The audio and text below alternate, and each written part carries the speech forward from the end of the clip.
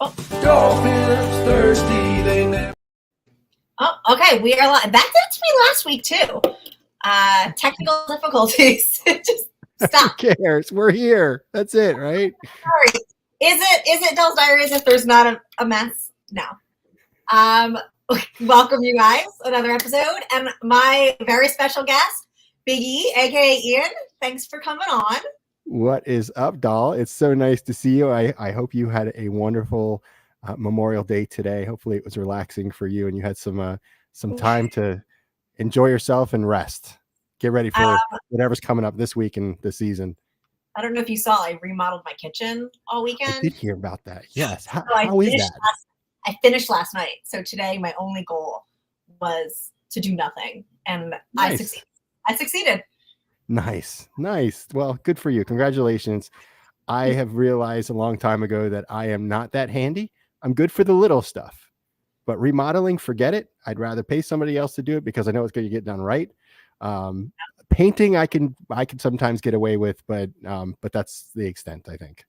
Here's the thing: is that like Pinterest and HGTV, they really make it look easy, and then you start to do it and you realize it was a lie. But I'm already into it, and I'm not gonna just stop. So I just continue on and swear I'll never do it again until the next time I do it. That's so awesome. Well, I'm glad you got that done. And you know what? Sense of accomplishment probably looks great, right? Yes. Your boys are probably really happy with it too. I hope they are. So the teenager said, and I quote, "It doesn't look as bad as I thought it would," which is basically it's a compliment. that's a compliment. Yeah, Coming from in a teenager, world. absolutely. So I killed it. Hey, Cap. All right, Ian. So let's get into it. So when I joined Twitter, I basically learned there's two people you have to follow, and that was Dolfreaky and that was Big E if you want to be part of Dolphins Twitter. And so we did. You guys are like the grandmother and grandfather of Dolphins Twitter. In my mind. Thank you. Like platonic grandparents. But I don't think I know your story as to like how have you been a lifelong Dolphin fan? Like how did you get into it? I feel like you just came out wearing a Dolphins jersey. It feels like that, right? But no, yeah. So interesting enough, my parents didn't follow National Football League at all. They didn't follow any sports. I was in soccer when I was younger. Didn't really follow football. Didn't know what it was until I went to a friend's game, like Pee Wee football game when I was like 10, and he was wearing a helmet. I thought it was really cool. I really started getting into it in 1985. My grandfather took me to my first ever football game at the Orange Bowl, and I loved the experience. Didn't really know much about football. Didn't really know, who the teams were, what the football was about. But I mean, when you're going to the Orange Bowl, of course, this was at the Orange Bowl. Yeah. So loud, such an amazing experience.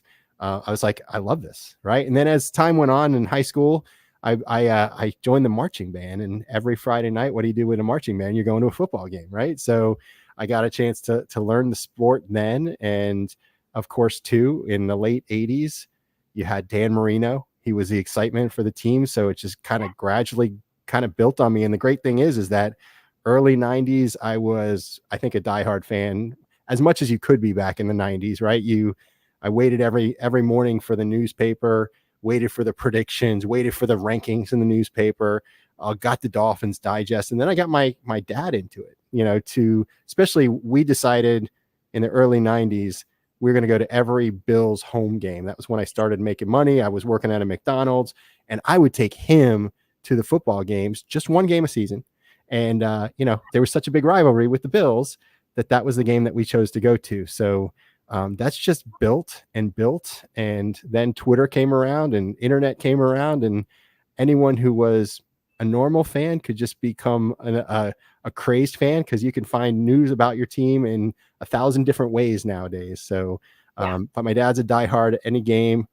My dad is kind of the polar opposite of me, because I'm somewhat positive. I always look at the optimistic side, but my dad, if the Dolphins aren't doing well, I'll get a text from him and said, that sucked. Our team really sucks. They haven't changed much since last year. I'm like, Dad, just give it some time. Give it some time. We're in the first quarter, things can change. The ledge, just come back to me. Yeah.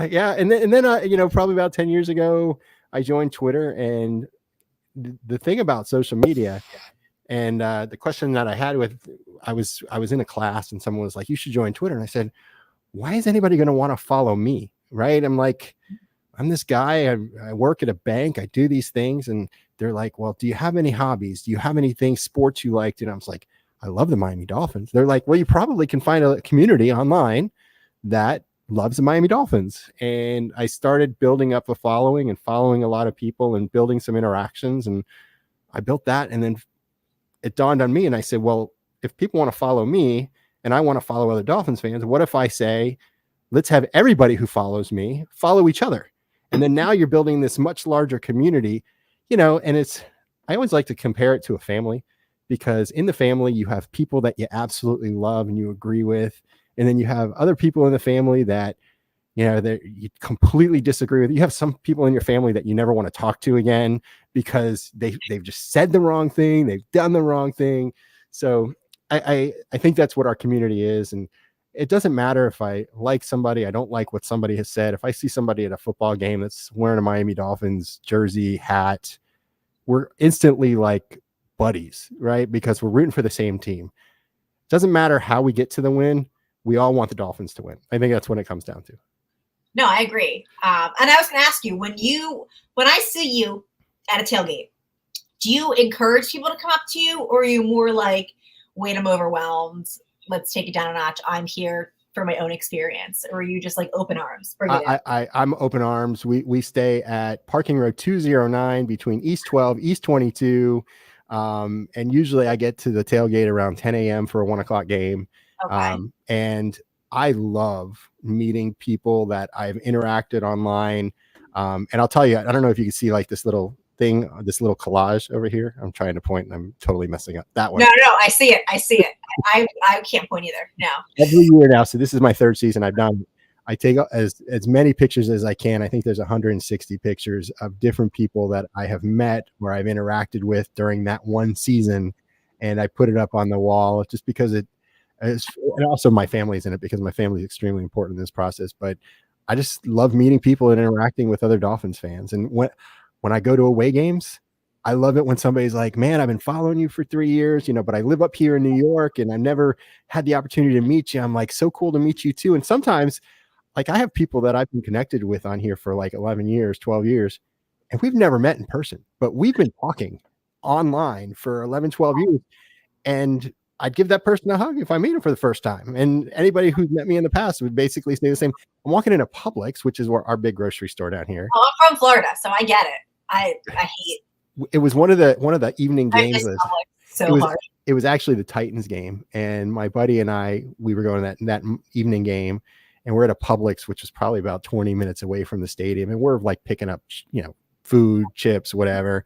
Walking down the aisle, I see somebody wearing a Tua jersey, and I'm wearing my Dolphins jersey, and I'm like, great shirt, man. He's like, yeah, great shirt. And then I'm walking by, he's like, you're Big E. I'm like, yeah, I am. He's like, well, my name is Paul. I follow you. I'm from Norway, and I came down for this game, and it's so cool that I'm meeting you here at a pub.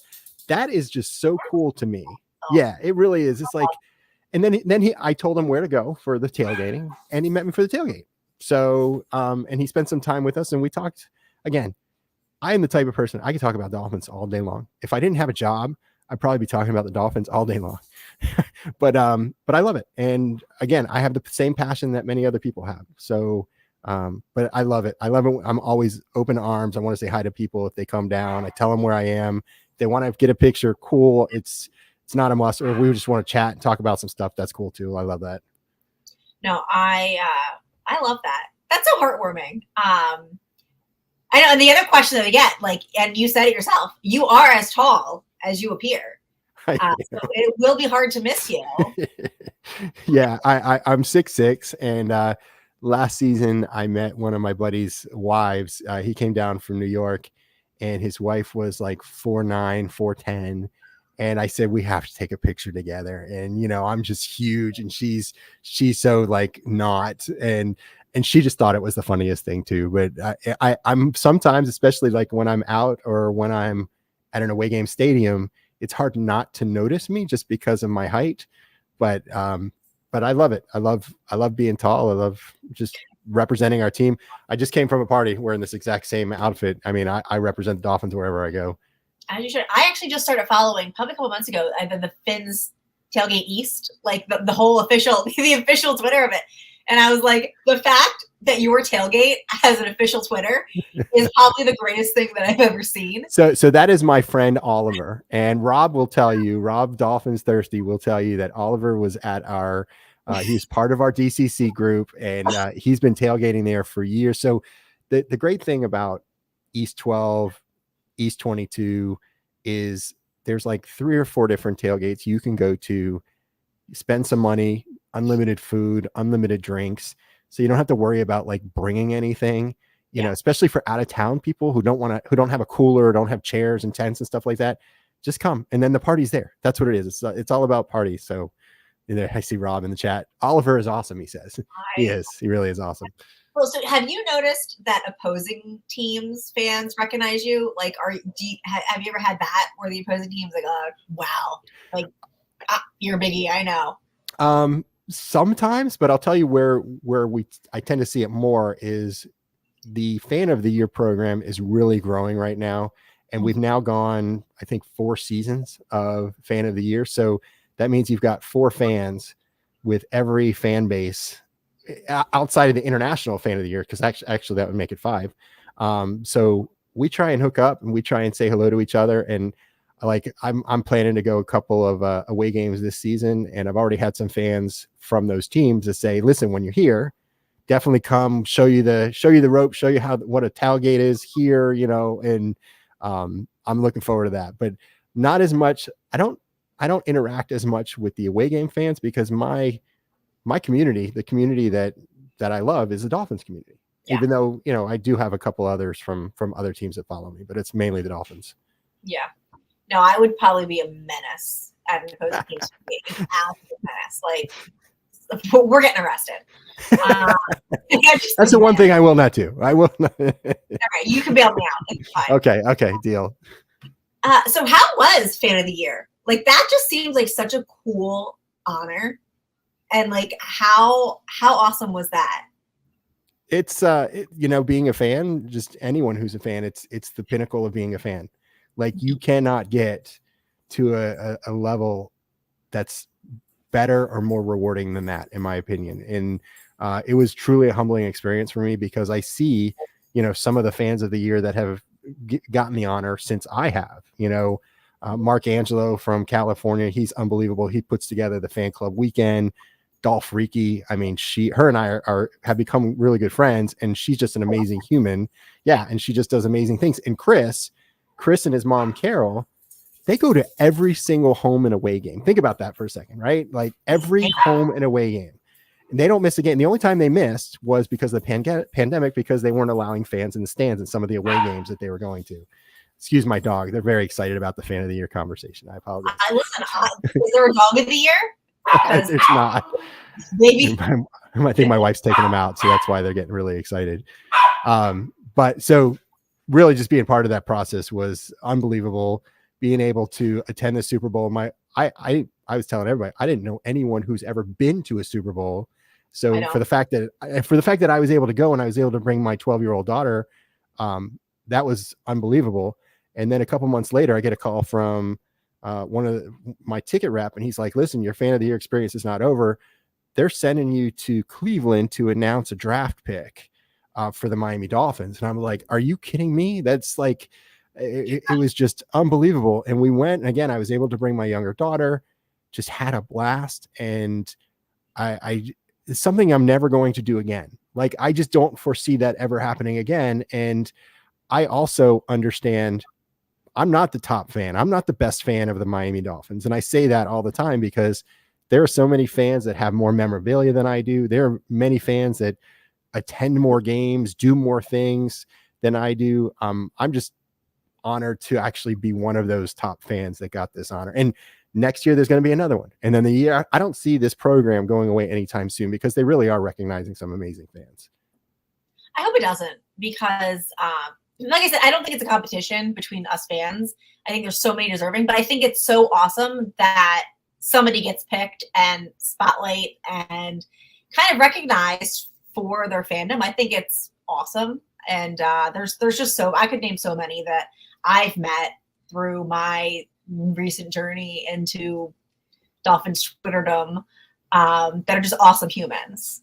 And the interesting thing is that, you know, there's a certain number of Dolphins fans that we interact with on Twitter, but there are so many fans that do amazing things that maybe they're not on Twitter and they're on Facebook, or there are some fans that are not on social media at all, and they still do amazing things within the community, within the fandom.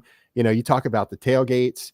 There are some tailgates where they bring out furniture and like it's a full-size bar, and they do, actually, I think Oliver's is a full-size bar, and like they just welcome everyone. There's some tailgates out there that they won't charge anything. They'll be like, listen, 20 or 30 of you coming over. We're making steaks, we're making hot dogs, hamburgers. Just come because you're a Dolphins fan and your friends are coming. We want you to be here. So I think that's what being a football fan is all about. Not just being a Dolphins fan, but it's about building that community of other people that want to root for the same team that you do. Yeah. And also like me and like the displaced fans. I'm in Philly. Yeah. And I run into fans. I'm kind of like you. If I am out and about in the city or anywhere up here and I see you in any kind of Dolphins gear, I will stop and I will talk to you and I will make sure that you know that I see you and that I'm a Dolphins fan and I high five, I've hugged. I have to point you out. And yeah. If I see somebody with a Dolphins hat, I make sure to say, listen, I love your hat. Dolphins shirt, same thing. Love your shirt, man. Great shirt. You know, even if we don't talk any more than that, at least he knows, hey, we're part of the same fan base here. So yeah, I do that for Dolphins, the U, and the Heat. If I see you up here wearing any of the trifecta, I will hunt you. I respectfully, but I will be like, hey, I see you.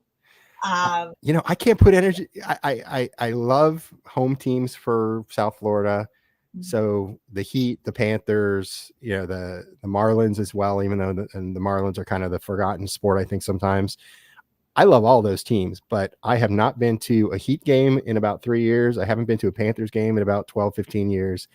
All my money, all my resources, all of my attention really goes towards the Dolphins, especially when it comes to Dolphin season. Like this year, my dad, he's getting married in December, and he said to me, he's like, is that a good time in December? I'm like, what weekend in December are you looking at?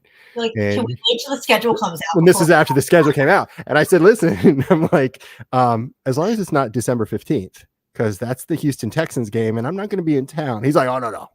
It won't be that weekend. It'll be okay. I'm like, all right. But that's what we, you know, as diehard Dolphins fans, we wait for the schedule, and that's when you start planning your fall. That's how that works. Oh yeah, I've turned down family parties, family weddings. I've turned it down because I'm like, listen, I have a conflict, and it's a Dolphins game. Yes.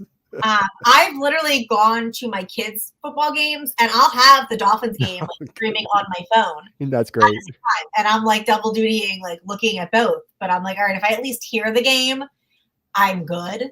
But the only way I wouldn't be on my couch watching a Dolphins game is if a kid has a game at the same time. But it'll still be on. Well, and my wife is probably my biggest fan, even though she's not a diehard Dolphins fan, but we actually said when we got married, we went on a cruise on our honeymoon, and the Dolphins were playing the Green Bay Packers. I think it was a Sunday night or Monday night game. And I told her, I said, we just need to make sure that they got that game on the cruise. And sure enough, they did. Now I was probably one of the only ones wearing a Dolphins jersey. Everybody else was wearing a Packers jersey that was watching the game.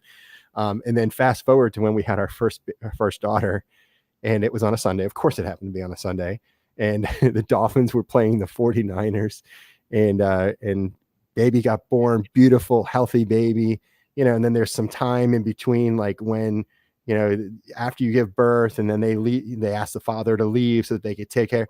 Well, I found a room that was empty, and the TV, and I was able to, this was before, you know, you had your cell phone and you can put all the games on the cell phone, but you know, and my wife, she stayed with me. We're over 20 years now. So you waited for the baby to be born. Correct. Yes, If absolutely. you wouldn't have waited, I could have seen if she left you. Yeah, even though I say that this, I'm a diehard fan, there still are priorities, and Yeah. my wife and my kids are always still my first priority. So No, I fully am right there with you. I plan my life around the Dolphins too. I think it's just kind of, I said, during football season, the Dolphins will dictate my mood for the entire fall. it's true. It's How absolutely true. how the game went on Sunday, Monday, whenever will dictate probably the next 3 days how I feel. And then I'm going to jump into anticipation for the next game. Regardless of if the win or loss. Regardless Yeah, of if it was a win or loss. I give 24 to 48 hours for a loss to just like get it out. Like you're frustrated, you're upset, get it out of your system, vent, and then we move on. But like 24 to 48 hours to vent. And if it's a win, you just don't stop celebrating till the next week. That's when I'm looking at CBS Sports and ESPN and NFL.com and reading every single article about how great that win was. So that's exactly I like what I to do. watch the other team's press conferences. You want to see the misery of the other teams. I like that. I like that. If we lose, I will not watch a single article. I will not watch a single show. I don't want to hear a thing. It's radio silent. But if we win, I am watching my opposing team's press conference, and I'm like, no. Let's talk about that Tyreek Hill catch. Go ahead. Explain to me what's going through your head when you saw that. I love that. Yeah, no, that sounds like we're the exact same person, except one is living in South Florida and one is living in Pennsylvania. So that's funny. Well, speaking of Pennsylvania, have you determined what games you're going to? Yeah. Because you try to get to, how many games would you say you get to away? You go to every home game, I assume. Every home game. I haven't missed a home game in 13 seasons now, including preseason. That's going to change this year for a reason. I'll tell in a while. But usually I've only been getting to 1 or 2 away games every year. Last year, I had the honor of going to see Zach Thomas inducted into the Hall of Fame. So that kind of counted as an away game for me, I guess you could say. And then went to the season opener in LA, which was the first time I've ever been to an away stadium for a season opener for the Dolphins.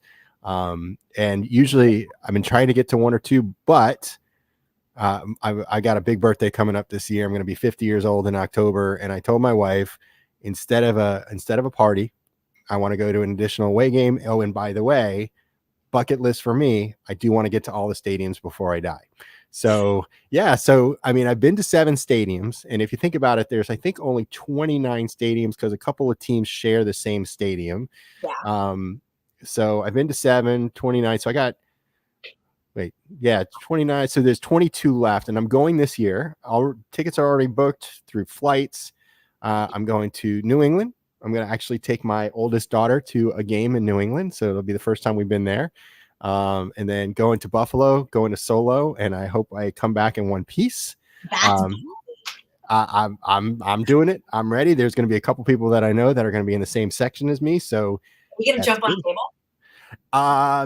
I want to come back as one piece. So I don't think, I look at people jumping on the table and I wonder how the heck they don't break bones. So again, I'm going to be 50 and I got to take care of myself. So, and then go to Houston, December 15th. So that was the one that I told my dad, I'm like, not going to be around December 15th. Sorry about that. So I get to go to those 3 away games, and I'm just so excited because we've got like groups planned for a couple of those. I know the Texans one, there's going to be, I think, over 100, 150 Dolphins fans in a group. Yeah. And I'm looking forward to being at these different, I love to see the cultures at other stadiums, like how they party, how they tailgate, like how they root for their teams. And, sometimes I have to give it up and I'll be like, that stadium was unbelievable and the fans were unbelievable. And I always come back saying we have to do a little bit better. So there's that. All right. Two Aside says there's 30 stadiums. 49ers, Chargers, and Jets, Giants share stadium. It's the Chargers and the Rams in LA. Yeah, I think the 49ers have their own. Yeah, they do. All right. Still. And LA and Vegas has only the Raiders, right? So I think it's actually 30, not 29. It's okay. So I knew that about the Giants and the Jets. I thought there may have been another one. Yeah, I only know Giants and Jets because that's one of the closer stadiums to me. That and the Link. I was going to consider MetLife Stadium for the MetLife takeover again. That is, if you've never been, you have to go. Like anybody who's watching and they're like, which away game should I go to? That's the one you go to. Like Dolphins NYC, they kill it. I mean, do. they have a whole. I think this year they said the tickets are going to be like $150 per person. They have buses. They go in groups if you don't want to show up together. I will be there. I'm not going with them, like on the bus or anything, because that's out of my way from where I live. But I will be there at their tailgate. Nice. Like I will be partaking. So I think they get like 3,000. Like they get like the MetLife Takeover, thousands of Dolphins fans. That's a good one.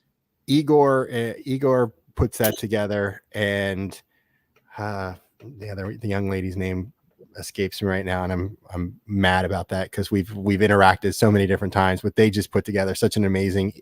They have an evening before at Slattery's, and then like you said, you can meet at Slattery's the following day, and then they'll bus you to the game, and then they put up one of the best tailgate food and drink and everything, and you just get to interact with everybody. I've had two experiences in those games. One where the Dolphins just absolutely killed the Jets. I think the Indomitian Sue and Cameron Wake sandwich was that one game that I went to. And then I was there 2 years ago when the Dolphins lost.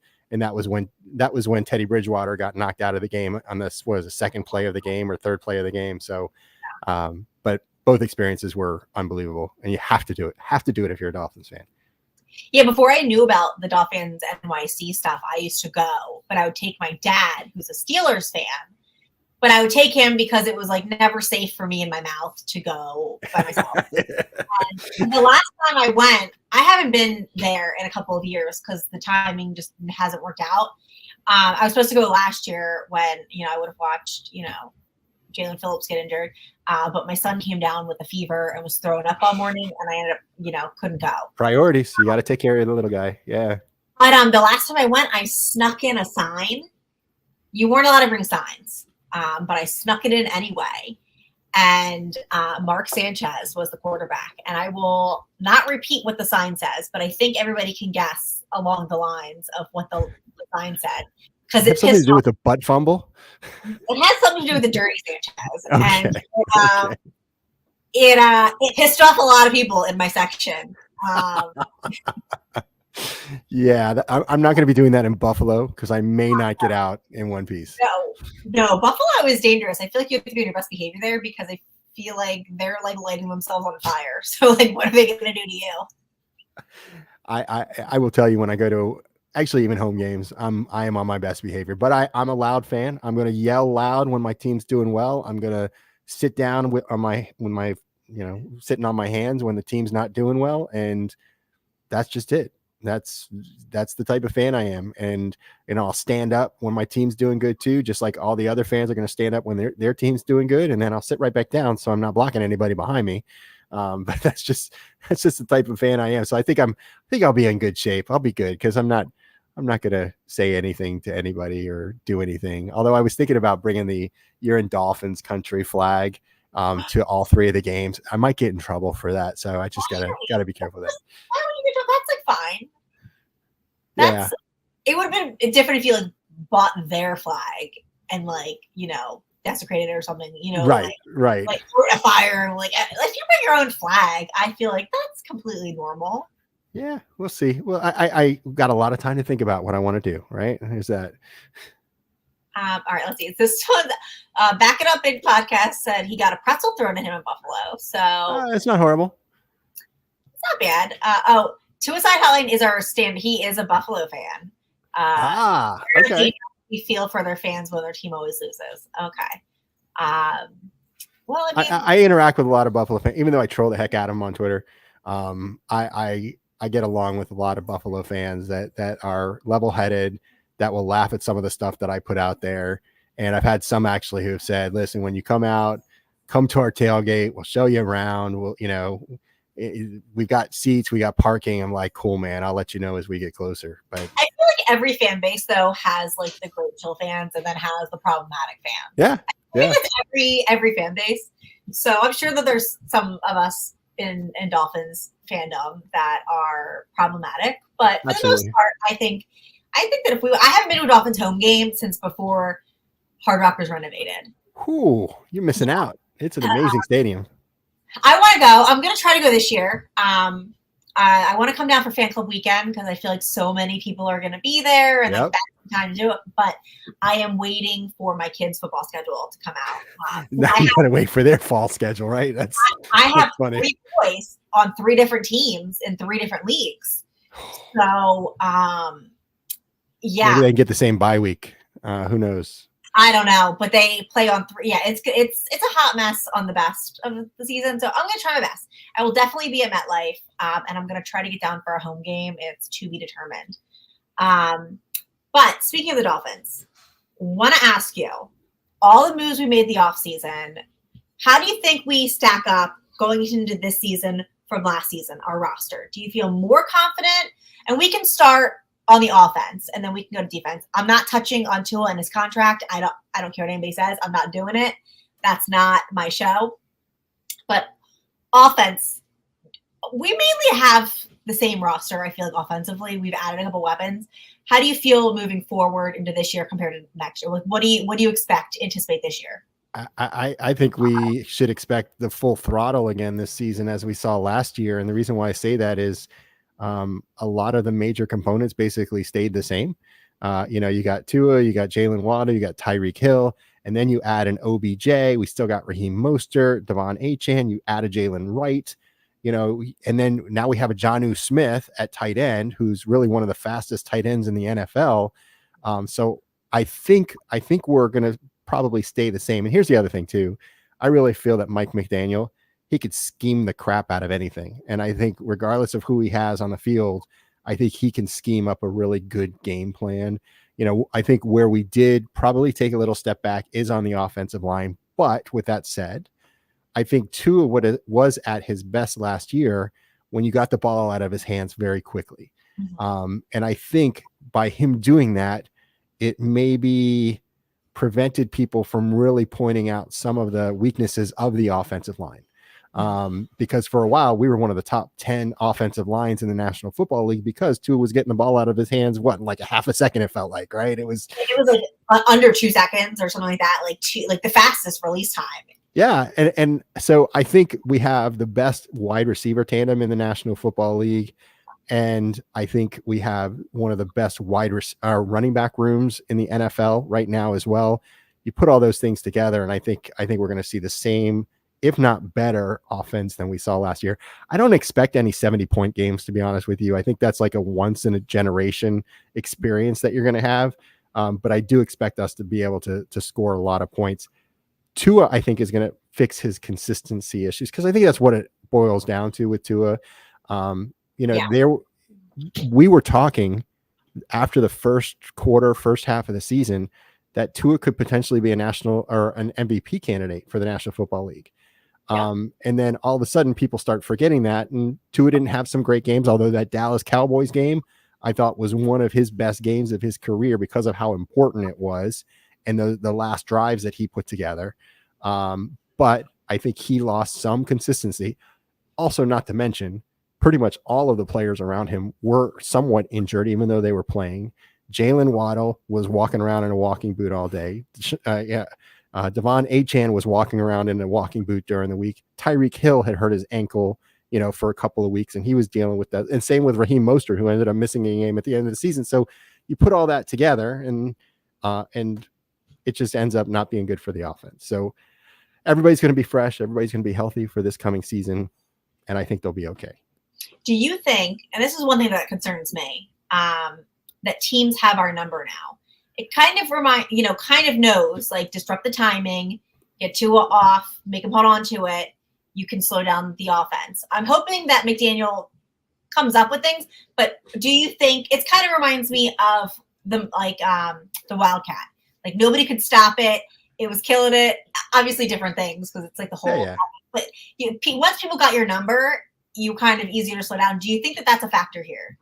I don't. And here's why I say that. I mean, you can plan for that straight run, bump and grind and run, and you could try and stop the wide receivers. But I think the Dolphins have done a really good job of putting an offensive weaponry group together that is now all fast. So before you take Tyreek Hill out of the equation, right? And then you cover Waddle maybe in the middle, then you don't really have too many people to throw to. Yeah. But now you say, all right, Tyreek is going to be bumped at the line. Maybe they've got Jalen Waddle because you know he's going to be doing one of those splits in the middle or crossers in the middle. Well, now you got OBJ who can also be running up the seam, who can easily catch a ball. You got Jonnu Smith. You got these other guys that can catch from the backfield. I think that Mike McDaniel is going to learn from his mistakes of the past, and I think he's going to make sure that he's prepared. It's interesting because we had an opportunity to talk to Coach McDaniel at Tua's Luau a couple of weeks ago, and he spent about 20 minutes talking to the fans, which I thought was unbelievable. And I asked him, I said, or actually told him, I said, well, you could tell that your progression as a head coach has improved. First season, I think some of your timing issues, right? You weren't as quick, and that could have just been you being new. I said, and he came back and he said, listen, he said, my worst year as a head coach was my first year as a head coach. My second worst year was last season. He said, so I am always going to be improving as a head coach, and I'm going to do things that are the best for our team. And he just, like, sitting there talking to us was just so inspiring to hear him and hear what he was saying. He knows how to talk to people. He knows how to connect to people. So I think he's going to make a difference this year on the offense. I really love that he actually took the time to sit and talk and answer the questions, because he could have been like, listen, I'm not talking to you guys. I'm not answering these. Like, see me in a press conference, get a badge. He was very approachable. Extremely approachable. Did he say the words adversity is opportunity at any point in your conversation? No, and I was going to ask him. About what that means from last season to this season. Like, I had my media hat on, and I was going to ask him that question, but it didn't seem to flow in the conversation that we were having, and I just didn't want to ask him. So, but it reminds me of an old saying that the Dolphins had about 20 years ago: fail forward fast. That was our head coach who had drafted Ted Ginn and his family. And that was his whole saying. It was make your mistakes quickly so that you can learn from those mistakes and move forward. That was basically what he was saying. And I almost feel like Mike McDaniel allows people to make mistakes, and he's not going to beat them up when they make the mistakes. Instead, he's going to make sure that they learn and that they get better the next time around. And that's kind of what I get from him. Instead of beating people up when they do bad, he recognizes it and says, we need to move forward. So I respect it. No, I'm hopeful. I like McDaniel. I haven't been on the fire McDaniel train like some people have. I know. I've criticized him openly, obviously, but I think that being a fan is that you're allowed to sometimes criticize. It's okay. You still love your team. I just really wanted the red zone fades to stop, and I wanted the run to stop being abandoned. But I feel like a lot of us felt that way. Beast here also says that his concern is the short yardage run game. I do think that's the one thing I wanted us to pick up in this offseason that we didn't, was kind of like a Derrick Henry, Marshawn Lynch, like a bulldozer type back. But I don't really feel like that's McDaniel's style. But it would be nice to have on like a short yardage. I don't know if I trust Chris Brooks to do that. I haven't seen enough of him. Right. We haven't seen enough of him. He got injured too soon in this season. But yeah, I mean, it is a valid concern because, 3rd and 1, you think you just slam it up in the middle and you'll get the extra yard. And then what we were doing was we were throwing the ball, and half of the time we made the first down, and the other half of the time it goes to 4th down. So you really wish you had like a Lusaka Polite. I don't know if you remember that name, if that name rings a bell. But, Lusaka Polite, if it was 3rd and 1 or 3rd and 2, you give him the ball, and he was almost guaranteed to get you a first down. And those players are hard to find. That's what it boils down. And you weren't going to pay a Derrick Henry the amount of money that he's getting out of Baltimore to be a 3rd and 1 or 3rd and 2 back. I think that's what it boiled down to. And really, if you think about this running back room that we have right now, I think it's stellar outside of those short yardage type backs. I'm really excited about Jalen Wright. I hate that he's wearing 25, but that's a personal thing. You and Xavier Howard, huh? It's too soon. Too soon, you guys. But I when we got him, I started watching his film, and I just feel like him and Achane for the future of the team seem like I'm really excited. I think that they are going to be a great tandem. I love Mozart. I don't know how long we're going to have him for, but I really see, Wright and Achan being our future since they're both like young guys. I am excited about that. Okay, on to the defense. How do you feel? Obviously, we lost a lot of guys on the defense. We got a lot of guys. We lost Alzheimer patient Fangio. We have Weaver. Be nice. No, I will never. Listen, Fangio and Eli Apple will catch strays from me probably for the rest of my life. Eli Apple, I can understand that. That's okay. Eli Apple was, I will never forget Fangio for Eli Apple. Okay. But how are you feeling about this defense? I don't know when we're going to get Chubb and Phillips back. I hear conflicting stories. Obviously, they're trainers. We're not going to know. Yeah. I've seen Weaver's press conferences. He excites me. He you know what? The thing with him is that Anthony Weaver comes from the same tree that Mike McDaniel comes from, in the sense that he's not beating people up. He's encouraging people, which I really felt was the opposite with Vic Fangio. Vic Fangio was known to go into his weekly press conferences and throw players under the bus.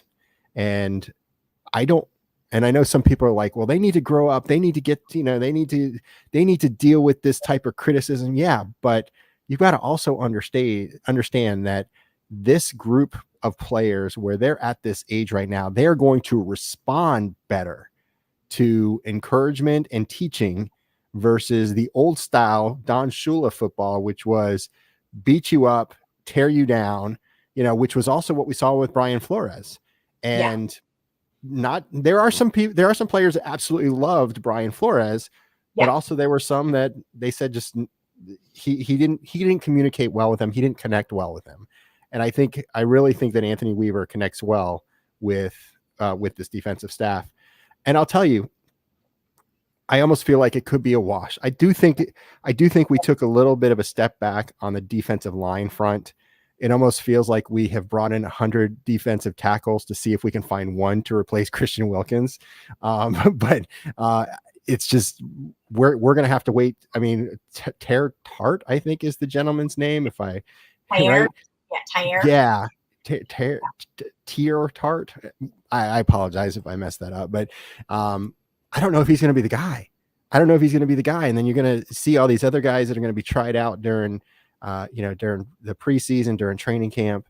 And then also these rookies are going to need to come in, and they're going to start from day one on the edge, and Chop Robinson, man, I hope he lives up to the first round hype, because I Dolphins fan base, they don't give a lot of people time, and they don't give a lot of people length to get good or do good stuff. So it's going to be a couple of weeks, I think, into the season before we see Bradley Chubb and or Jalen Phillips. And then here's the other thing: because of our cap situation, we ended up picking up a lot of older guys. A lot of guys in their 30s to fill some of these spots. And the reason for that is that they were priced right. Jordan Poyer, love Jordan Poyer, what he's done in the Buffalo Bills, but he's older. So I just don't know if he's going to do what he's going to be able to accomplish, right? Hopefully he's still got some drive and he wants to do well with this team. Although we know his heart's with Buffalo, fine, whatever. Yeah. Zach Thomas with the Dallas Cowboys for one season. So there was that, right?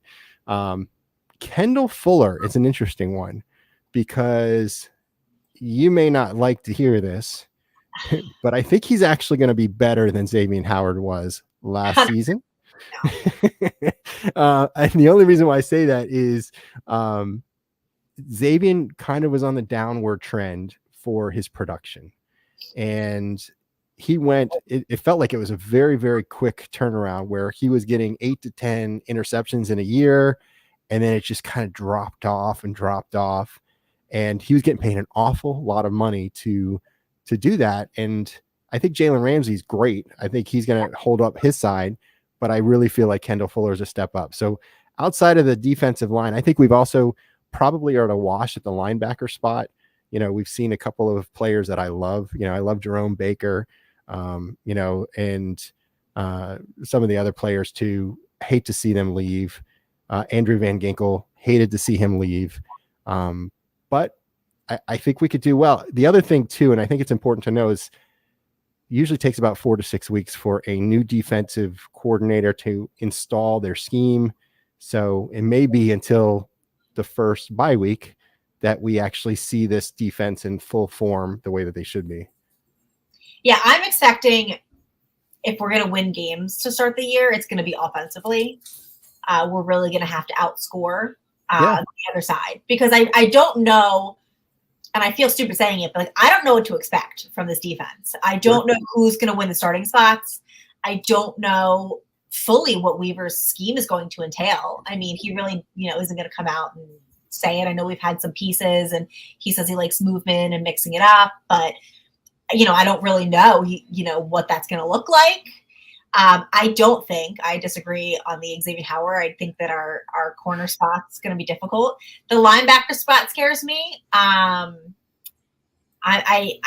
hope that we do a little better. I think our linebackers really struggled in coverage. They really, really, really struggled when they had to cover a receiver, and, Chase, makes me nervous. And Chop, we all know that I didn't want Chop, but only because I was so set on JP. I really wanted us to beef up that O-line. Yep. But I'm hoping that he catches on quickly, and he lives up to his. He may have no choice. He's going to be thrown into it, I think, from day one. So it's going to be what it is. I mean, you're just going to have to go and see. I'm excited to. I really don't. That's why I don't talk much Dolphins right now until the first preseason game. I need to see these guys in action. I need to see some of these new guys on a field, NFL caliber, what they're going to do, and kind of how we're going to put it together. On to something more fun though. The new kick rule. Oh yeah. Who do you think? Because we all know that I think Braxton Berrios is the most mid kick returner that we have. He really, the fact that he didn't return anything for over 30 yards the entire season, that's tough. It doesn't sit right with me. I feel like we could have been set up offensively so much better if we had a versatile return man. Who do we think is going to be back there with him? Because now it's two guys are going to be back there. They shortened it. I would like to not see him at all. I'm thinking it's going to be one of the Washingtons or Jalen Wright. I get the two confused because they both have the last name Washington. But Washington or even Wright, give him some reps back there. What are your thoughts? It would not surprise me, honestly, if we see any one of the skilled players back there. And I'm talking Tyreek, I'm talking Jalen Waddle. Because here's the thing. If you think about the way that this new process is going to work, you need somebody back there who's basically going to be able to catch the ball and start running from 0 to 60 as quickly as possible to get through the gaps, to get through the holes. And those holes, I think, are going to be 10 or 15 yards away from where they're catching the ball, if I remember correctly. I think if I remember correctly, they're not able to move until the ball is caught or something like that. It's going to be so weird to look. But I think caught or it exceeds a certain yardage, maybe something like whatever it is. There's a pause in where, and they don't even start where they used to start. They're going to be starting on if they're kicking to the Dolphins, they're going to be starting at the Dolphin side of the ball. So really, you need a shifty, fast player. So it's not going to surprise me to see one of these really, really, Tyreek might just want to do it because he wants to prove that he could be good at it, right? I don't know if I want to see him back there. I don't know if I want to see him, Waddle, or Achane back there to get hurt. No, and I think we have PTSD with injury. we have definitely seen too many kick returners or punt returners that get hurt, and we don't want to see that again. But I also think if you want to utilize this process to use it to your advantage, you probably want to consider putting one of those guys back there. And chances are they're probably going to want to do it because they're not going to need to worry about defenders or the kickoff team coming at 50 yards full speed. You don't have to worry about that anymore like you used to. So it's going to be I think the first game of the season, it's because I don't think they're doing it during the preseason. I think they said they're not going to be doing it during the preseason. Maybe they are, but it's going to be really odd to watch for the first time. Yeah. No, well, it's going to be odd to watch, but it's going to be interesting as well. Yes. I'm kind of hoping it like opens up the game a little bit more. Maybe makes it a little bit more fast paced. I don't know. We'll see. New rule changes always make me a little nervous. A lot of people think, okay, we have Wright and Malik. We had somebody else also bring up Cam Smith. I've heard, I don't know if you've heard the same things I've heard, but I've heard conflicting stories about Cam Smith. Some said that Fangio hated him and didn't give him playtime. Others said that Cam Smith maybe wasn't as dedicated and, you know, wasn't showing up to things, was falling asleep during team meetings. Ooh.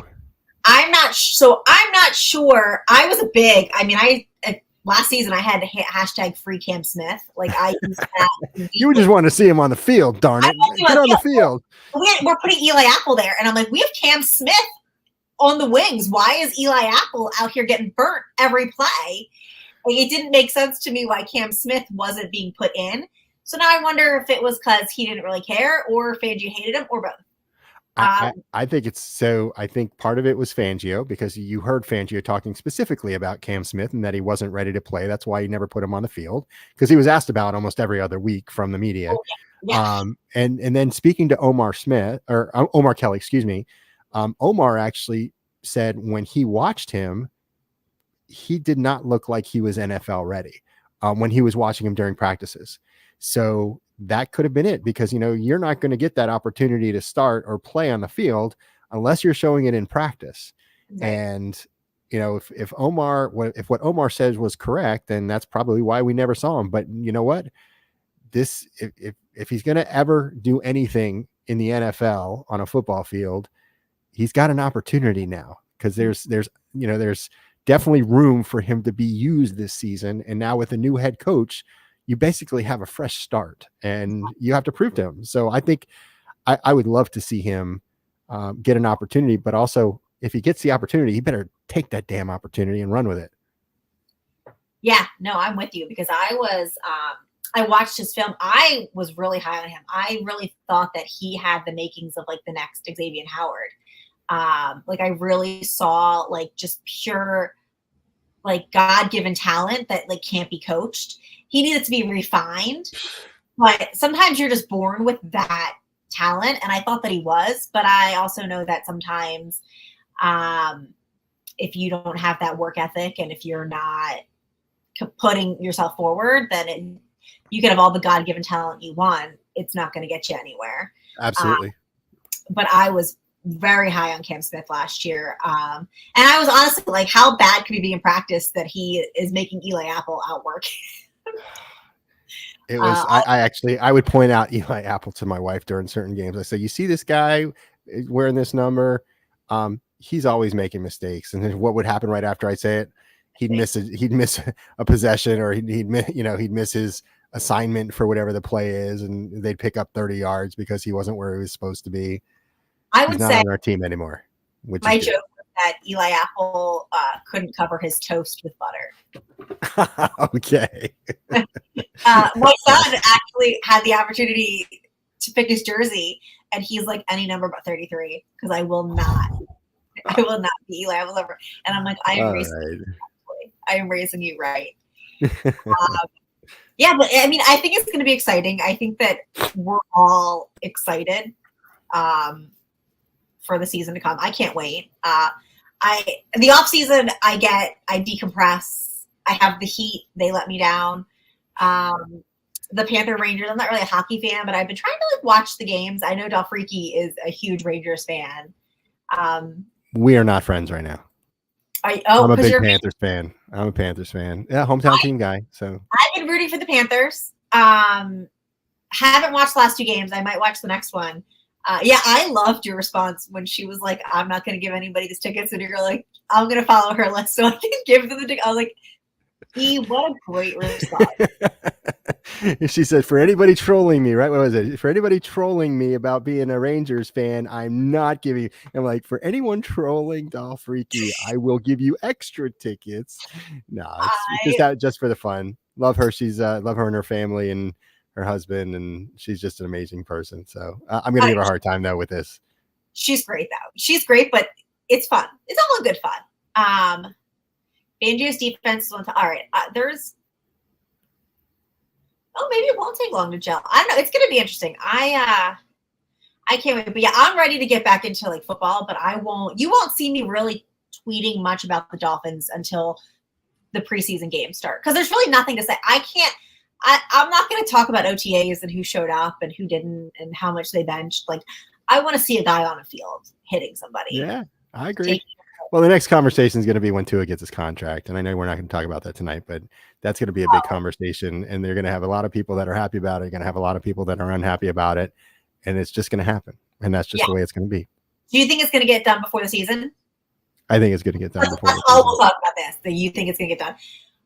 The only contracts that I'm worried about are Holland and Waddle and JP for next year. Those Waddle, especially with the price tag that's going to come back at with what these receivers are getting, is making me nervous for next year. And I think that could also be part of the strategy of the Dolphins as to why they ended up drafting 2 wide receivers last draft. I would die.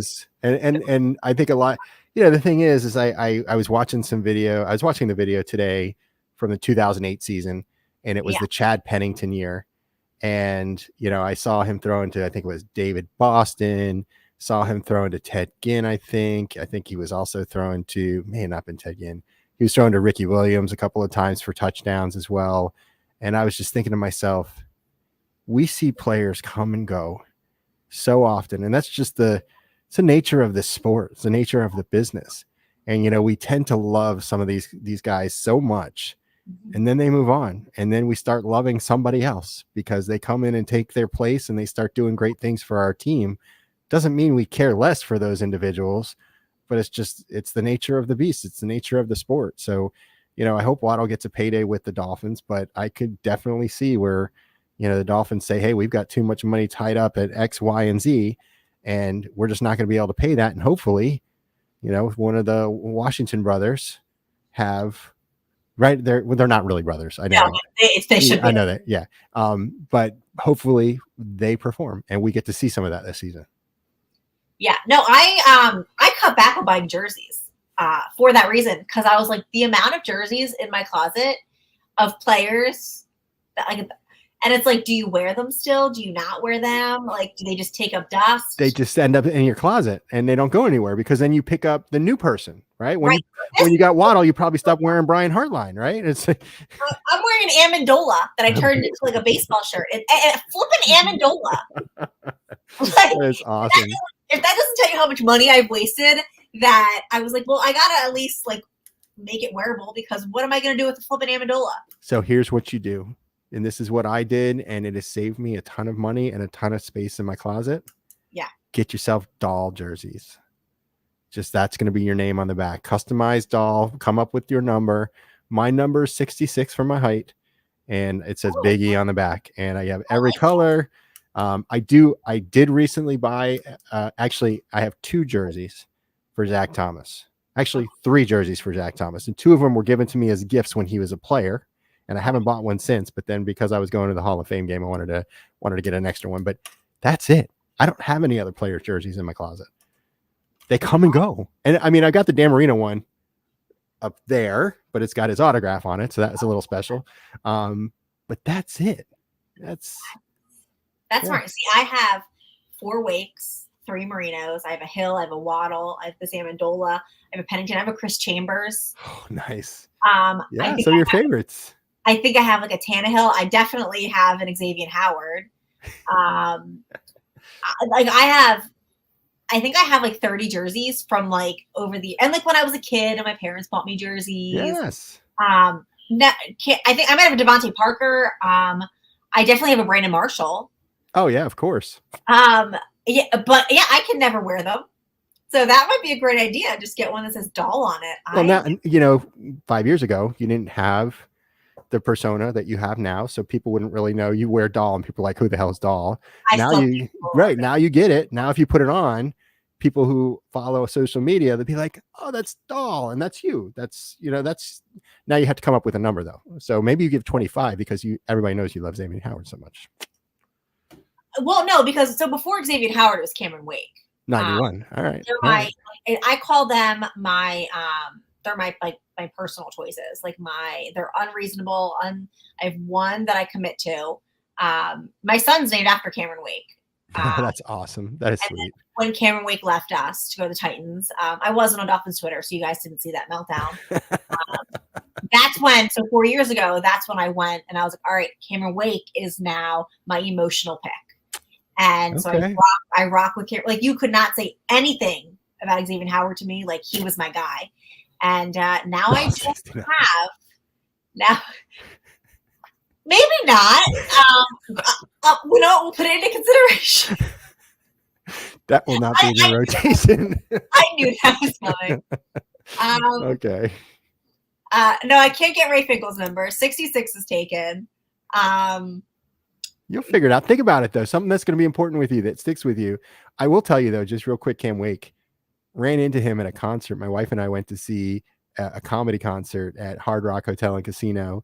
And we're sitting there, and in the VIP section, I'm seeing the guy, and he's got a suit on. Big, strong guy. I was like, I don't know who that is. It looks like it's Cameron Wake. And then as we're walking out, I look at him, and he's got, if you've ever seen him, you know what he looks like. And I was like, Cameron Wake. He's like, hey, man. And this was probably a year and a half ago. And I said, listen, I wish the Dolphins would retire your number. And I didn't ask him a question. I didn't want him to have to respond. And I said, but I know it's a business thing. I know there's stuff going on. So I don't know. Hopefully one day they will retire your number. Hopefully they will put you in the appropriate, whatever ring or honor that you should be eligible for, you should be getting. And sure enough, I don't know if you know, last year it was during one of the games. He was there at the game. It was the first time. You tweeted me. Yes. You're like, no, he's here. It's the first time he's been to a Dolphins game since he wasn't with the team. And I was like, that's a step. That means I think the Dolphins are going to do something, hopefully within the next year or two. So I really wanted him to sign like a 1 year, like a 1 day deal with us. Yes, retire with us. Yes. Not officially retired. No, he's not. He never filed the paperwork. Yeah, he's not officially retired. I would sign him today. I would love to see that for him because he was phenomenal. He really was. He was the reason people came to watch Miami Dolphins football during that entire however many years he was here. 8 years, 10 years, it feels like. I think it was 8. Yeah. He was the reason why we came. Yeah, he was. I mean, I've always leaned more towards the defense, but he really locked me in to the defense and really helped me start. Not that I'm great at it, but look at schemes and understand the players that you don't normally aren't the flashy, like a D end. No one's really looking at a D end, a D tackle. No one's, but my son, his namesake actually plays D end now. Nice. I tell him, and I'm like, you better live up to that name. Damn right. Right. But just these overlooked players, I feel that don't always get the glory. And he just was a difference maker. When he stepped on the field, and he was such a good human. I feel he's a great human. A gentle giant because he's so quiet outside of a football field. But then when he's on a football field, he was a gladiator and he worked his butt off and he was so emotional when he was on there. It's just amazing. Troy Polamalu. Because I come from Steelers flock, but Troy Polamalu, if you ever heard him speak, is the most soft-spoken man. And then you see him flying over a D line, just flying into the backfield to, sack somebody. Yeah. I think that's why I grew to love Zach Thomas so much, because very similar. He was so emotional. He was so hardworking, and again, I'd say this all the time. He actually did not. He was told he wasn't going to be good because of his height. He said he couldn't play that. He was told that he was not going to be successful, and sure enough, he's now in the National Football League Hall of Fame, right? Because somebody believed in him, because Jimmy Johnson believed in him with the Dolphins.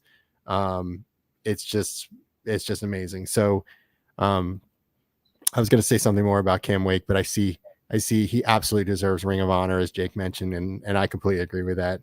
Yeah. I completely agree. I would, if he ever got Ring of Honor, I would go to that ceremony in a heartbeat in one of my 85,000 Cameron Wake jerseys. You wouldn't be able to miss me because I would be crying like a proud mother. Like, I just, you know what it was? I was thinking, I wish he had an opportunity to play with an offense like we have today, because he was the best player on our team. He came from the Canadian Football League. And the offense always seemed to have problems, and the defense always felt like they were carrying us to through games, especially him. And as many times as he was able to get to the quarterback. And if he were on a team like we had today, I mean, there'd be no reason why we weren't winning playoff games, at least to get deep into the playoffs. But that's just, I'm sure every football fan base has a similar story with a player that, unfortunately wasted their best years in the NFL. Yeah, no, I agree. I would have loved to see him excel with us when we had a complete team. But even with that, I mean, he did tremendous things. I still remember his safety against the Bengals. I think it was the Bengals. I was there for that too. Were you there? Halloween night. That was Halloween night. That's still like one of my all-time, outside of like the Miami Miracle and like the first ever when we unveiled the Wildcat. Like, it's just up there in my plays. Like, that's like one of my favorite plays of all time. Part of the reason why I remember that is I told my daughter, and she must have been 12 maybe at the time. Definitely 12. She wasn't 13 yet. Okay. And I told her, I said, it's Halloween. There's going to be a lot of people dressing up. And it was an evening game. And I think it was the first time I was taking, I think it was a Thursday night game too, if I remember correctly. Yeah. And I was like, yeah, no, you'll be okay. Dress up. I'm wearing my my jersey. I got like toilet paper to look like pads, and I got the black eye line, right? And I'm looking like a football player. We get there, we drive in, absolutely nobody is dressed up for Halloween. She said, I'm not getting out of the car, Dad. This is embarrassing. I'm like, honey, it is Halloween. I'm sure there are other people that we didn't see that will be there. And she was dressed as a witch. So she had, a witch hat. She went. I'm so glad that she was okay with going out of the car. We had a blast. We had a great time. I have a picture somewhere of it because I thought it was just so dang cute. And we stayed till the end. We stayed till the very end. So we actually saw that walk-off safety, which never happens in football. So that was fun. That's awesome. Did you find anybody else dressed up? Yeah, there were a small number of people, but the thing was, because it was a night game, there weren't as many kids there. It was mainly adults, and that's where I made a mistake as a parent, but that's okay. We still had a good time anyway. Exactly. I'm surprised that guys and girls didn't just dress up and drink. I feel like that would have been a fun thing to do. Exactly. Yeah, not that way. Bring back those orange jerseys. I would love to see more throwbacks. I'm sure are you on the throwback train? Or you like one? I am the one that people hate because I am good with the current logo. Yeah, I am of the belief that the throwback jerseys represent a time that for the Miami Dolphins when they were undefeated, when they were winning, when they were going to Super Bowls. And I almost feel like you change that back now, if we don't have the same level of success, I feel like it could kind of water down the feeling of success that we had with us. Now, I do love the fact that we will throw them out there every couple games. We'll have an evening game where we're using the throwbacks. That's why I don't mind wearing it either. I don't mind wearing it, but I don't think it should be a permanent. And I get yelled at a lot for having that opinion. I'm not on the make it permanent train, but I'm on the I want to see more. Well, yeah, we could use it another game or two instead of having two. Maybe we have 3 or 4. I'm not against that. I would like one game with each logo, because I think we've had 4 or 5 logo changes if you really look at them. So it would be cool to have one for each logo that we've had. Because I'm a big fan of the 90s old school logo. That's kind of where I'm stuck at.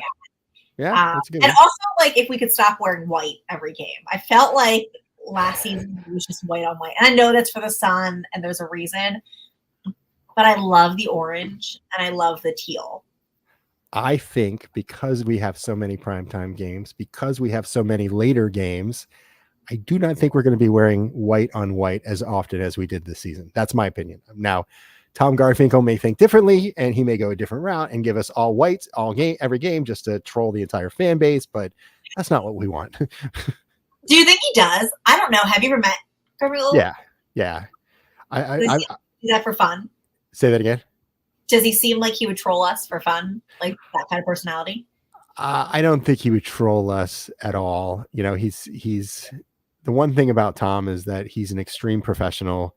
He knows how to talk to people. He knows how to connect to people, and he also knows how sensitive other people can be about things.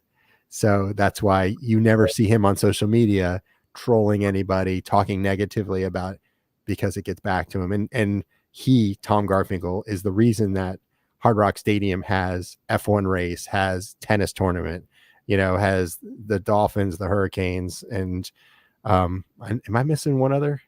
Oh, the DCC Dolphins Challenge Cancer also out of the stadium. He's the reason for that too. And then all the concerts that they do, that is all Tom Garfinkel. The man is just unbelievable. He's done amazing things.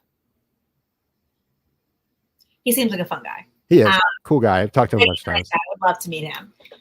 I have like a list. I have a long list. Like you're one that I want to meet in person. Obviously Del Freaky. Those are lists. Basically, if you've ever spoken to me, I want to meet you.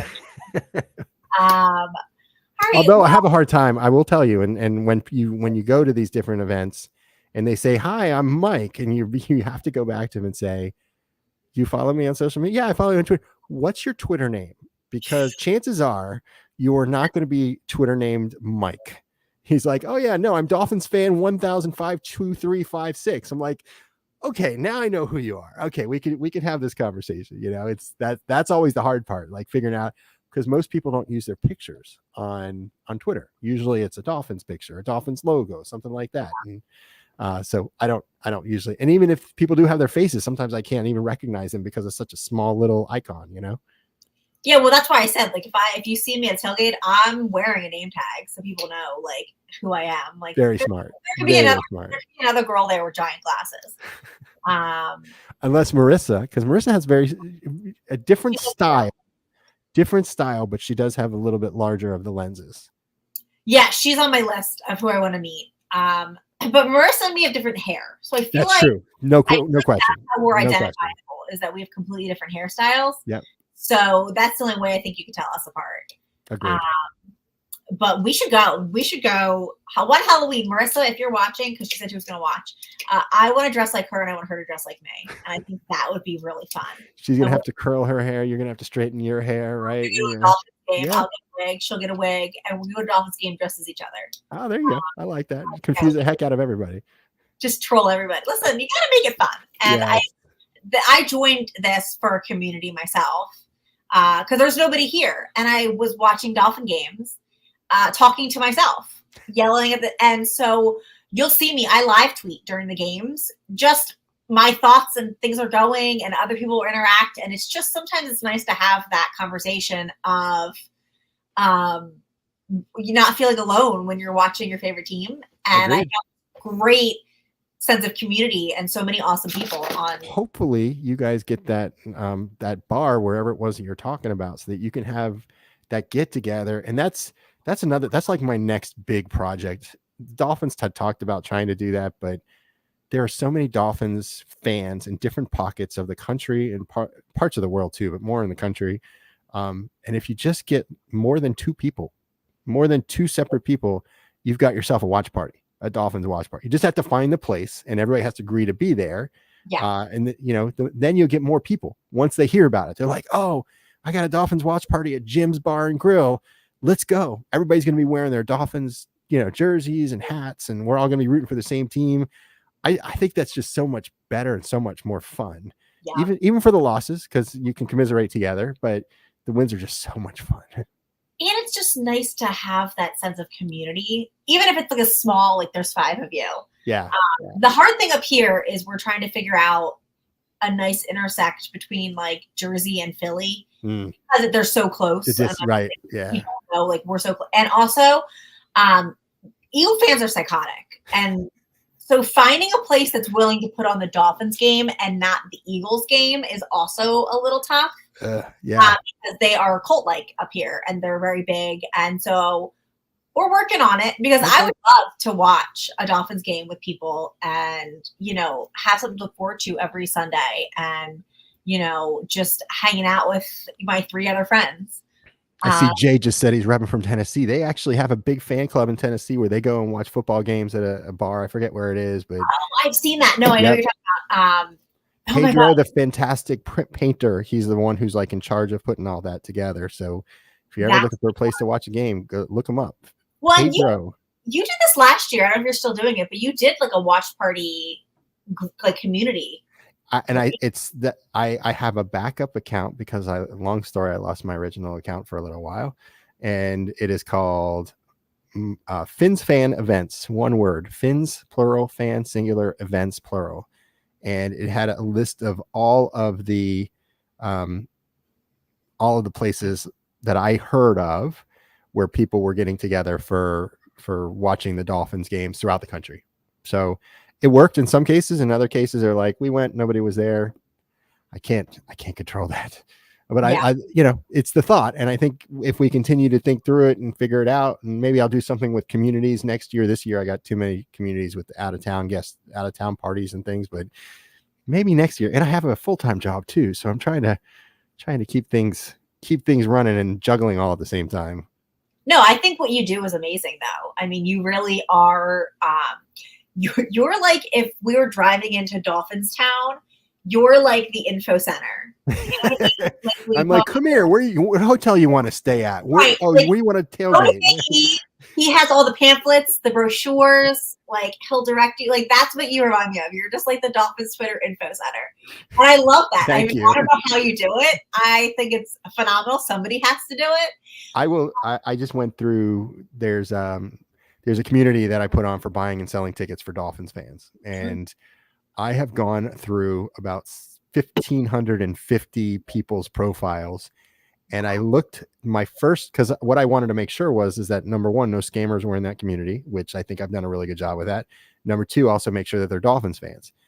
Great thing is my first step when I would look at a person's profile is I would look at the DM history on their profile, and I would say more than half of the people I looked at, we've had some level of conversation through the years, either it being for training camp tickets, Dolphins Challenge, cancer participation.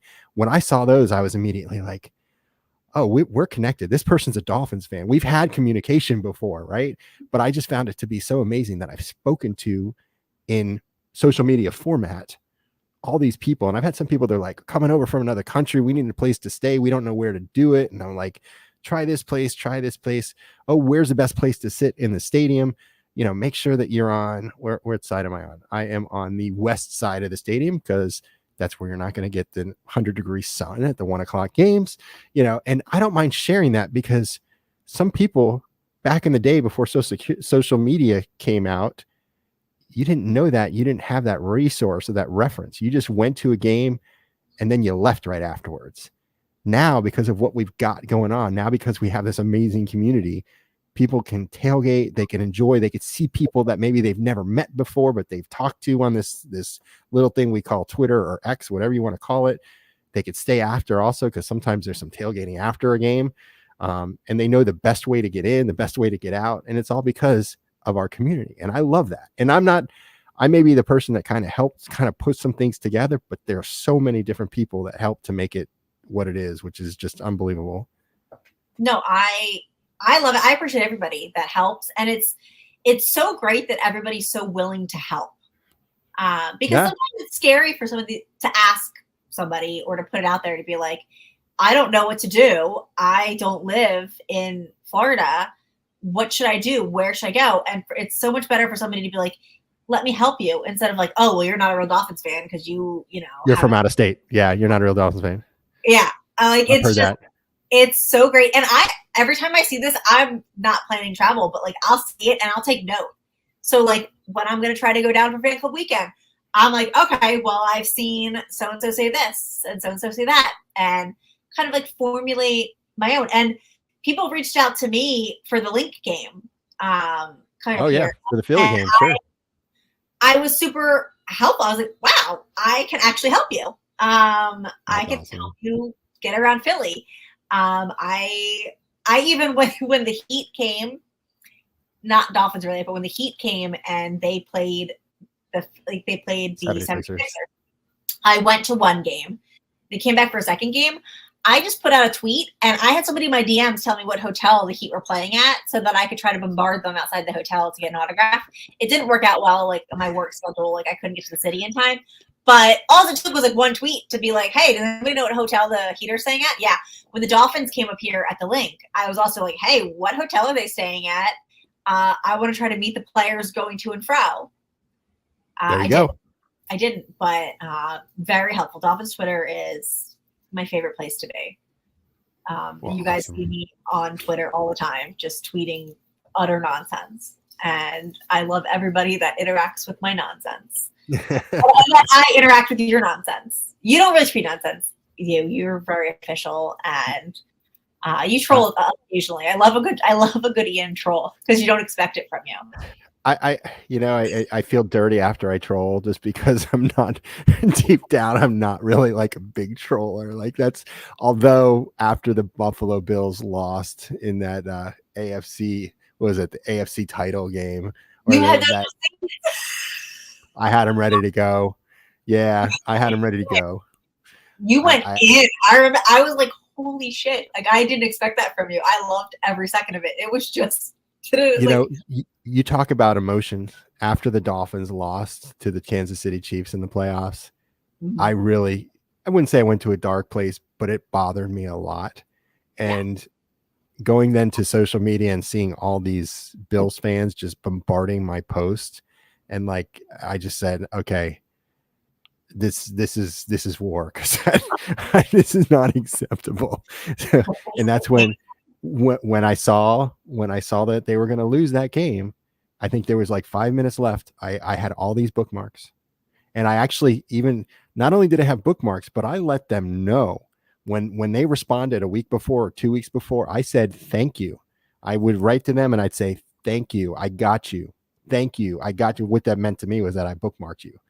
And sure enough, it's 5 minutes left to go when it looked like the Bills were definitely going to lose that game. I started saving all the posts. I started creating them and saving them. They were in my drafts. And then as soon as that clock hit 0, send. I think I did it 15 or 20 times. And basically I was responding with the exact same verbiage that they had. And I don't know about you.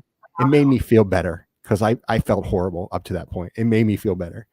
Listen, I'm here for anyone, your revenge. I'm here to support. I support it all. I have a judgment-free zone. Because the one thing I don't do, and I talk a lot of shit, and I may post a thirst trap, and I may tweet out about just utter nonsense of like my gym life. I will not go onto another opposing fan's post and troll them or talk smack. Yeah. I will not initiate it. I mean, I'll respond. I'll respond to a troll, but you will not see me going on and doing any of that, or like, that's my line. How, if you cross the line, then, I'll go full send. But that's my line. I don't appreciate any opposing fan base that just like trolls. It's okay to talk smack, but like I talk smack to my Dolphins people. Like you'll see, like I'll be like, oh, screw the Bills. Like, they're coming. But I'm not going to tag Bills Mafia. I'm not going to tag Bills creators. Right. I'll hashtag it, fins up, go fins. I don't know where we stand on that these days. I've been using both. Whatever you want. That's it. But I will never use an opposing team's hashtag. And I think that you are the biggest biatch if you are going to use the opposing team's hashtag in your post. Yeah. And you deserve everything that you're going to get after that. But I think that was probably the peak of your revenge. I think it was like the greatest thing. I opened Twitter and I was like, oh my God. I was like, Ian is going off. I felt like that allowed all Dolphins fans just to take a big breath, a quick smile, and then we could move on with our lives. That's kind of what I felt like, because I felt like we were in this like depression since the Dolphins had lost to the Chiefs. And I felt like, for me anyway, it may not have worked for anybody else, but for me, I felt like I could move on with my life, which was a good thing. So, but yeah, if we're not in it, I don't ever want to see a Bill, Jet, or Patriot. Yeah, exactly. Ian Graham says you gave us all the You did. It just takes a little, Bill's tears. and bottle them up and sell them at the next home game. I heard Margaritaville does own Fins Up, and that's what happened. Something with like copyright. They do have the copyright. I did see it. Someone sent me the copyright for it, and because Mr. Margaritaville, Jimmy Buffett, passed away, his next of kin, I guess, chose to move forward with a Fins Up. So and I guess he was allowing the Dolphins to still use it, and I guess when he passed away, they changed their ruling on it. Fine, whatever. We move forward. It's not the end of the world. I still like Fins Up. I'm still going to say it. I'm still going to use it sometimes. But if you want the Dolphins little icon, you have to use Go Fins. I use both. I still do both because I really don't know which one's going to get me to are my people. And second, his kin, I'll show them where they can shove their fin up. Show their fins up. I'll tell you where you can put that fins up. That's funny. But yeah, I think I just use them both. That's what I do. It sucks, but we'll go with it. Somebody said like there was a lot of good ones too. Like one was like Fins the F up. Well, because that's what Mike McDaniel said. Fins up, Fins the F up. Why not? I would have liked that. I don't know. I dislike that. But all right, we're hitting the hour and a half mark. I really appreciate you just chatting with me. I love this. Just like a nice conversation. This was fun. I appreciate it. You got to have me on when the season's on. We'll do this again. When you come down, whenever that is, when you get your son's schedule, let us know, and I will send you a map and give you a big circle of where East 12, East 22 are, and I will find you. Yes, definitely. Just be prepared. You're just gonna hear a shriek. Now, sometimes I don't respond to my government name during football games. It's either Biggie or nothing. Yeah, sometimes. Like everybody knows my name by now, but I like to go by Doll of mine. I don't know why. So you got call me whatever. You can snap at me at some point. Well, now I know it's Courtney, and now I'm gonna refer to you as Courtney going forward. You can. My name tag will say Doll. Okay. So I might look at you weird. No, but you'll have to come on during the season, or even like preseason, regular season. I would love to get your take when we're both in like peak Dolphin form. Yes, love that. Talk about this any day. I love this. I love it. And I said to you, and everybody can know, I was like, yeah, Ian, I just like to do a big conversation. Like, I like my podcast to just flow naturally, and we just go on tangents, and we just chat and like just show our passion, our mutual passion of the Dolphins, which I love. No, I love that. I love what you do. I love the content that you put out. Keep up the great work. I did see a notice of eye contact by Jay. He did mention that at the top. So did you want to hear about that, right? That's when you're at the gym. Yeah. I have social anxiety, and I struggle to like I struggle to like talk to people in like new settings when I'm like alone or like big social settings. Yeah. People don't think of it because what I do is I black out. I basically black out in a social setting, and I'll start blabbing and talking. But I will retain nothing. I will have no idea what that person said, really? What I said or that person said, because I'm like so panicked, my brain shuts off, and I'm just like blabbing. Or else I like retreat in myself, and I just look super approachable. So to do that, I go to the gym, and when I'm at the gym now, my goal is that like if I see somebody, man, woman, old, young, it was Say just hello? to make like friendly eye contact and just carry on, because normally I won't look at you in your eye, but I'll blab. So and my followers are great because I post my accountability, and they're like, did you make eye contact today? Did you do it? And I'm like, your next step is you should just say hello to people as you're walking by them in the gym, or whatever. I did that That's today. next step. Very nice. Like he was like 87, like a very nice. That's an easy one. It's an easy one to get over. Yeah, absolutely. Yeah. 87. Doll, you want to go? Yeah.